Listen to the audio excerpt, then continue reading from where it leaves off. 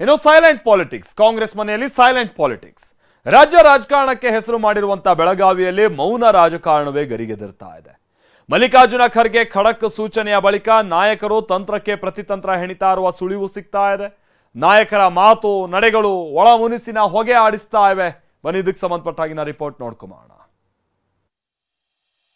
ಕಾಂಗ್ರೆಸ್ನಲ್ಲಿ ಕಡಿಮೆಯಾಗದ ನಾಯಕರ ನಡುವೆ ಒಳ ಮುನಿಸು. ಬೆಳಗಾವಿಯಲ್ಲೇ ಡಿಕೆ ವಾಸ್ತವ್ಯ, ಭೇಟಿ ಆಗದ ಸತೀಶ್. ಎಸ್, ಕಾಂಗ್ರೆಸ್ ಪಕ್ಷದಲ್ಲಿ ನಾಯಕರ ನಡುವಿನ ಒಳಮುನಿಸು ಕಡಿಮೆ ಆದಂತೆ ಕಾಣ್ತಿಲ್ಲ. ಈ ಮಾತಿಗೆ ತಾಜಾ ಸಾಕ್ಷಿ ಬಗ್ಗೆ ಹೇಳೋದಾದ್ರೆ, ಕಳೆದೆರಡು ದಿನಗಳಿಂದ ಡಿಸಿಎಂ ಡಿಕೆ ಶಿವಕುಮಾರ್ ಬೆಳಗಾವಿಯಲ್ಲೇ ವಾಸ್ತವ್ಯ ಹೂಡಿದ್ದಾರೆ. ಆದ್ರೆ ಒಮ್ಮೆಯೂ ಸತೀಶ್ ಡಿಕೆ ಅವರನ್ನ ಭೇಟಿ ಮಾಡೋದಕ್ಕೆ ಮನ್ಸು ಮಾಡಲಿಲ್ಲ. ಮೀಟ್ ಆಗೋದ್ರ ಬದಲು ಕಾಮಗಾರಿಗಳ ಉದ್ಘಾಟನೆ ನೆಪ ಹೇಳ್ಕೊಂಡು ಜಾರಿಕೊಳ್ತಿದ್ದಾರೆ. ಹೀಗೆ ಅಂತರ ಕಾಯ್ದುಕೊಳ್ಳುತ್ತಲೇ ಮುನಿಸು ಹೊರ ಹಾಕ್ತಿದ್ದಾರಾ ಅನ್ನೋ ಚರ್ಚೆ ಕೈ ಮನೆಯಲ್ಲೇ ಗರಿಗೆದರಿದೆ.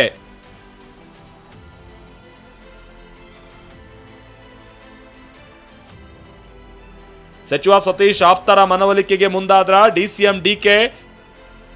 ಇನ್ನೊಂದು ಇಂಟ್ರೆಸ್ಟಿಂಗ್ ವಿಷಯ ಅಂದ್ರೆ, ಸತೀಶ್ ಜಾರಕಿಹೊಳಿ ರಾಜಕೀಯ ಪಡಸಾಲೆಯಲ್ಲಿ ಕಾಣಿಸಿಕೊಂಡ ಶಾಸಕರು ದುಬೈ ಪ್ರವಾಸಕ್ಕೆ ಕೈ ಹಾಕಿದ್ದರು. 4-5 ದಿನಗಳ ಕಾಲ ವಿದೇಶಕ್ಕೆ ಹಾರೋದಕ್ಕೆ ಸಜ್ಜಾಗಿದ್ದರು. ಈ ಬೆನ್ನಲ್ಲೇ ಅಲರ್ಟ್ ಆದ ಡಿಕೆ ಸತೀಶ್ ಆಪ್ತ ಆಸಿಫ್ ಸೇಠ್ ನಿವಾಸಕ್ಕೆ ಎಂಟ್ರಿ ಕೊಟ್ರು. ಯಾರೆಲ್ಲ ಪ್ರವಾಸಕ್ಕೆ ಹೋಗ್ತಿದ್ದೀರಿ ಅಂತ ಪ್ರಶ್ನೆ ಮಾಡಿದ್ದಾರೆ. ಈ ಮಾತಿಗೆ ಸಮಜಾಯಿಷಿ ಕೊಟ್ಟ ಸೇಠ್, ಪ್ಲಾನ್ ಮಾಡಿದೀವಿ, ನಿಮಗೆ ಹೇಳದೆ ಹೋಗಲ್ಲ ಅಂತ ಹೇಳಿದ್ರು. ಮುಂದುವರೆದ ಡಿಕೆ, ಪಕ್ಷದಲ್ಲಿದ್ದಾಗ ಶಿಸ್ತಿನಿಂದ ಇರುವಂತೆ ಪಾಠ ಮಾಡಿದ್ರು.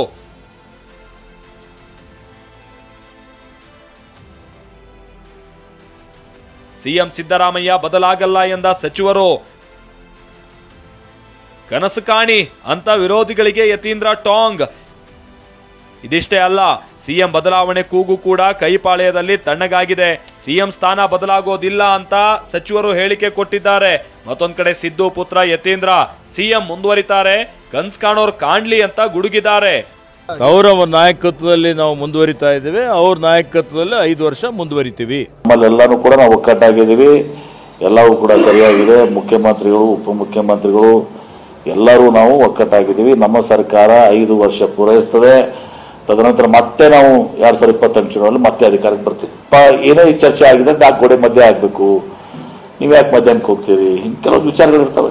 ಮುಂದಿನ ತಿಂಗಳು ರಾಜೀನಾಮೆ ಕೊಡ್ತಾರೆ, ನೆಕ್ಸ್ಟ್ ತಿಂಗಳು ರಾಜೀನಾಮೆ ಕೊಡ್ತಾರೆ ಅಂತ ಹೇಳಿ, ಬಟ್ ಆ ರೀತಿ ಯಾವತ್ತೂ ಆಗಿಲ್ಲ. ಮತ್ತೆ ಯಾಕೆಂತಂದ್ರೆ ಇದು ನಾವೇನು ತಪ್ಪು ಮಾಡಿಲ್ದೇ ಇರೋದ್ರಿಂದ, ಸತ್ಯ ನಮ್ಮ ಪರವಾಗಿರೋದ್ರಿಂದ ಅದನ್ನೇ ಹೇಳ್ತಿರೋದು.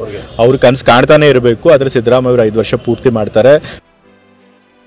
ಬಿಜೆಪಿಗೆ ದಾಳವಾದ ಕಾಂಗ್ರೆಸ್ನ ಒಳಮುನಿಸು. ಅವ್ರ ಬಡದಾಟದಿಂದ ರಾಜ್ಯದ ಆಡಳಿತದ ಮೇಲೆ ದುಷ್ಪರಿಣಾಮವನ್ನು ಬೀರ್ತಾ ಇದೆ. ಇವ್ರ ಮನೆ ಕೆಲಸಲ್ಲಿ ನಮ್ಮ ಪಾರ್ಟಿ ಬಗ್ಗೆ ಯಾಕೆ ಮಾತಾಡ್ತಾರೆ, ಇವ್ರ ಪಾರ್ಟಿ ಬಗ್ಗೆ ಯಾಕೆ ಮಾತಾಡ್ತಾರೆ ಅಂತಂದ್ರೆ, ನೀವು ಮಾತಾಡಿರಿ, ನಮ್ಮ ಪಾರ್ಟಿ ಬಗ್ಗೆ ಮಾತಾಡಿರಲ್ಲ. ಬೆಳಗಿಂದ ಸಾಯಂಕಾಲ dinner party, lunch party, breakfast party ಇವೆಲ್ಲ ನಡೆದಾವೆ. ಮ್ಯಾಲಿಂದ ಖರ್ಗೆ ಅವ್ರು ಎಲ್ಲಿಯೋ ಪರಿಸ್ಥಿತಿ ಬಂತಂದರೆ ನೀವು ಸುಮ್ಮ ಕುದುರ್ತಿರೋ ಇಲ್ಲ ನಾನು ನೋಡ್ಕೊತೀನಿ ಅನ್ನೋ ಒಟ್ಟಿಗೆ ಕಾಂಗ್ರೆಸ್ ಪಾರ್ಟಿ ಪಕ್ಷ ತೀರ್ಮಾನ ತೆಗೆದುಕೊಳ್ತದೆ. ಯಾರನ್ನು ಮುಖ್ಯಮಂತ್ರಿ ಮಾಡಬೇಕು, ಯಾರು ಮಾತಾಡೋಂಗಿಲ್ಲ ಅಂತ ಹೇಳಿ ಡೈರೆಕ್ಷನ್ ಕೊಡುವಷ್ಟು ಮಟ್ಟಿಗೆ ಹೋಗಿ ಅಂದರೆ ಇದು ಎಷ್ಟು ಗಂಭೀರ ಇದೆ ನೀವು ಅರ್ಥ ಮಾಡ್ಕೊಡ್ರಿ. ಕೇಂದ್ರದ ಕಾಂಗ್ರೆಸ್ ನಾಯಕರು ಬಾಯಿ ಬಿಟ್ಟರೆ ಹುಷಾರದಂಥ ಮಾತುಗಳನ್ನ ಹೇಳಿ ಕಳಿಸಿದ್ದಾರೆ. ರಾಜ್ಯದ ಇತಿಹಾಸದಲ್ಲಿ ರಾಜಕೀಯವಾಗಿ ಇಷ್ಟೊಂದು ಗೊಂದಲ ನನ್ನ ರಾಜಕೀಯ ಜೀವನದಲ್ಲೇ ನೋಡಲಿಲ್ಲ. ಕಪಿಲೇಶ್ವರ ದೇವಸ್ಥಾನದಲ್ಲಿ ಡಿಸಿಎಂ ಡಿಕೆ ವಿಶೇಷ ಪೂಜೆ. ತ್ರಿಶೂಲ ನೀಡಿ ಸಿಎಂ ಆಗಲಿ ಎಂದು ಅರ್ಚಕರ ಹಾರೈಕೆ.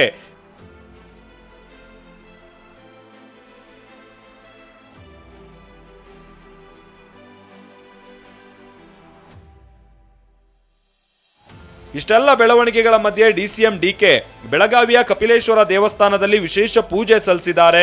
ರುದ್ರಾಭಿಷೇಕ ಸೇರಿದಂತೆ ತಾವು ಎಷ್ಟು ಕೆಜಿ ಇದ್ದಾರೋ ಅಷ್ಟು ಹಾಲನ್ನ ನೀಡಿ ಪ್ರಾರ್ಥಿಸಿದ್ದಾರೆ. ಇದೇ ವೇಳೆ ಅರ್ಚಕರು, ಆಡಳಿತ ಮಂಡಳಿ ಡಿಕೆ ಶಿವಕುಮಾರ್ಗೆ ತ್ರಿಶೂಲವನ್ನ ಕಾಣಿಕೆ ರೂಪದಲ್ಲಿ ನೀಡಿದ್ದಾರೆ. ಈ ವೇಳೆ ಸಿಎಂ ಆಗ್ಲಿ ಅಂತ ಹಾರೈಸಿದ್ದು ಸೆಂಟರ್ ಆಫ್ ಅಟ್ರಾಕ್ಷನ್ ಆಗಿತ್ತು.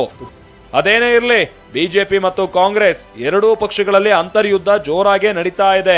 ಉಭಯ ಪಕ್ಷಗಳ ನಾಯಕರ ನಡುವಿನ ಮುನಿಸಿನ ಗುದ್ದಾಟ ಅದೆಲ್ಲಿಗೆ ಹೋಗಿ ನಿಲ್ಲುತ್ತೋ ಕಾದು ನೋಡಬೇಕಿದೆ.